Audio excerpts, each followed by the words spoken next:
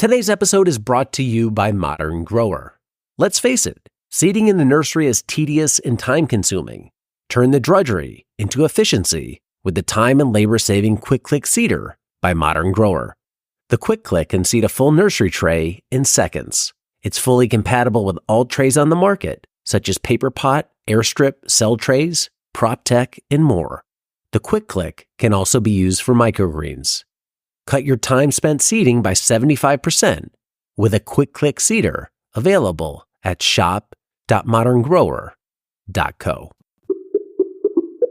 One thing that you had mentioned at the beginning that sort of intrigued me, and maybe you can kind of dig into it a little bit more, is the regulation, or in some ways I'd say the lack thereof, in the state of Arkansas that allows you to do a lot of this kind of at home, on farm. Dig into that just a little bit more for me and help me understand like exactly what are sort of the requirements that you have to have. You don't have to get into the minutia, but what are the licenses and permits and stuff that you have to be able to, be above board and produce this stuff and sell it to a consumer. Right. So there's very specific things that can be home produced. Those are, things with low acid, jams and jellies and pickles, as well as some baked goods. Everything has to be labeled as home produced. There's nothing that has to have any sort of cold storage requirement in its cold chain being able to be produced at home. So everything has to either be a certified, established recipe from the Ball Guide or from, an extension service from University of Georgia, Arkansas, or what have you. Tons of great resources there. Or if you make your own recipe, you have to be testing the pH and logging that with every single batch.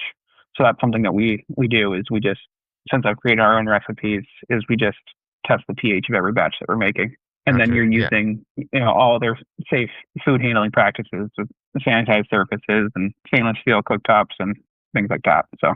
Yeah, it sounds like Arkansas has a pretty open threshold for what can be produced at home. Because I know, you go to a market, you go to a festival, and you see tons of people that are baking things, confections, jams, and so on and so forth. And yeah, all that falls under cottage industry.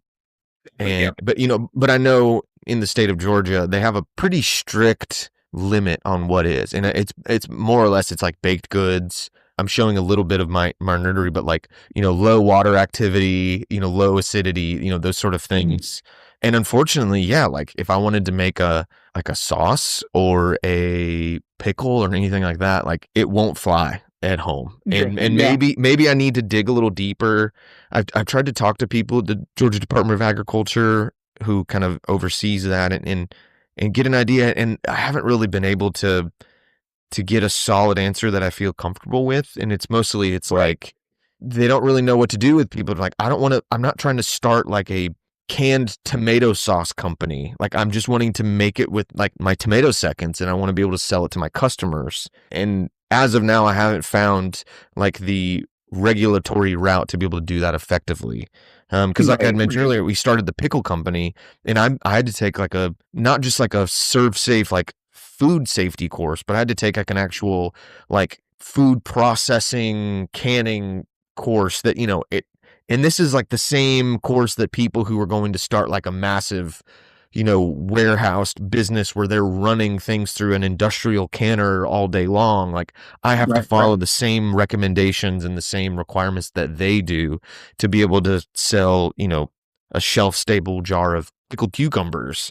And so, I know, so I think some of that may boil down to, state by state regulation. And I'm really hoping that I can find a loophole or get a better understanding from someone who really, really knows those regulations inside and out, because God, yeah, I would love to be able to use a lot of the extra stuff. We have so many extra leafy greens or stuff that is not grade A perfect, going to look absolutely gorgeous on a table, or I wouldn't feel super comfortable sending it to a restaurant, but it's still perfectly safe, perfectly edible and delicious. And yeah, and if we could turn it into a chimichurri, or we could turn it into salsa verde or whatever it may be, that would be, obviously we run into the whole thing of like bandwidth and time and can I do that effectively? But, but to be able to have that to minimize the amount of waste so that we're not either having to compost stuff, turn it in the bed when it's all said and done, or as much as I love doing it, having to donate excess things at the end of a run of cucumbers or whatever. I'd love to be able to take that. Now, unfortunately, you can't freeze cucumbers, so that's not really going to work for pickles. But yeah, if there's a way to find that thing that works out in anybody's particular state, regulatory wise, I think it'd be great to be able to add, even just like you said, just to be able to freeze it all, store it up, and then in the wintertime, on a rainy day, in a slower part of the season, maybe you peel back in the summertime and you work on all that sort of stuff when things in the field are starting to slow down. Yeah, I hope I can figure that out one day so that we can reincorporate that back in, because I have such a passion for that. I love making preserves and pickles and different things like that, and I want to be able to offer that to our customers so that it's just another thing. One, it's another thing that they can get off of our table. Two, it's really great, like this time of year, like you were saying, selling it as gifts. I look at all of the other vendors at the market that are selling, more gift type things like that, and people, they're just like walking out with heaps of stuff, and then they buy like a head of lettuce, and I'm like, man, if I could capitalize on that, it's like no one, or I mean, I'm not gonna say no one because we've had a few people, but like most people aren't gonna like buy a basket of veggies from my table to give to their mother-in-law for Christmas, but they would totally buy, jar of pickles, or like I may buy 4 jars of pickles and give them to my family at the holidays, and so yeah, I'd love to be able to do more of that. Yeah, I hope you can find the proper route. Maybe speak with your local health inspector in town. You might have a better idea as to what the true situation would be. But yeah, I'm glad it works for us here in Arkansas. There's like regulations that were passed. I think the first law was passed in 2018, so it's all relatively new, but it's cool. I'm grateful for it. Yeah, and I definitely think that's, if you are in a state who has more stringent regulation on that, I think it's a great opportunity to reach out to the movers and the shakers. It can almost be cliche when it's like, talk to your local congressperson or whatever, but if you can open up dialogue with your state Department of Agriculture or your health department or whatever, and just sort of start to plant those seeds, figuratively speaking, because I think we desperately need more local food production. I had a conversation last year with our extension agent, and there was a large property, a big commercial property down the road that came for sale, and she was pushing really hard to have it become like a local food processing facility, so that probably less farms my size, but smaller, more commodity type farmers could be able to turn their product into something that could be sold locally or regionally, as opposed to just getting shipped off and turned into birdseed. Because just like there's a lot of conversation about like bringing manufacturing back to U.S. soil, it's like obviously most of our food production is still stateside, but it's still heavily done, Central Valley of California, out west, kind of in the central part of the country where they've got big, food packers and things like that. But if we're able to do that, to where we can find that middle ground where it's not just me in my kitchen with a dozen jars trying to can things on my kitchen counter, but it's also not like me selling it off to some massive co-packer, but finding these small ways in between. Or it's like you and I and Jim Bob down the road, we go in together and we're just like, we can buy a small scale commercial processor, like a canning thing, so that we could all pool our resources together so that, we can all do this, that sort of stuff. I really hope that those things would be possible in the future. But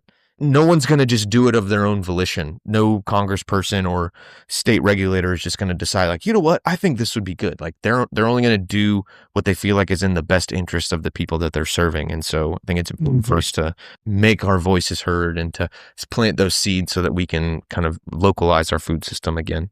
Right, because all those things take time. I catch myself all the time, like, "God, I just want this to happen so much faster." All the things that, in those early stages of your business. But, we just had, I think, last year, and it took, I don't know the exact timeline, but I mean, it was several years just in the construction side of things. And I think the Walton Family Foundation and everything in Arkansas is usually backed by the Waltons. So they pumped probably $100 million into building what's called the Market Center of the Ozarks up in Northwest Arkansas, which is a big, commercial processor available to small scale producers.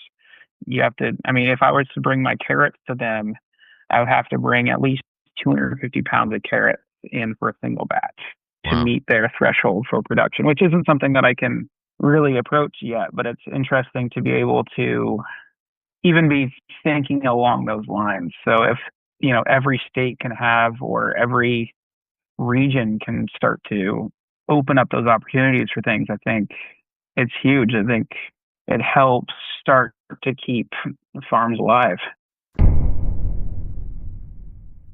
Hello, growers. Want to boost your sales, reach new customers, and streamline your sales process, all from your home office? Ready Farmer 1, my book, is your ultimate guide to making it happen. Imagine increasing your farm's revenue without ever spending a Saturday at the farmer's market. The book will show you how to create, design, and market an online farm store, learn from real farmers sharing real stories about how they move their stores online, freeing up their weekends and increasing their sales.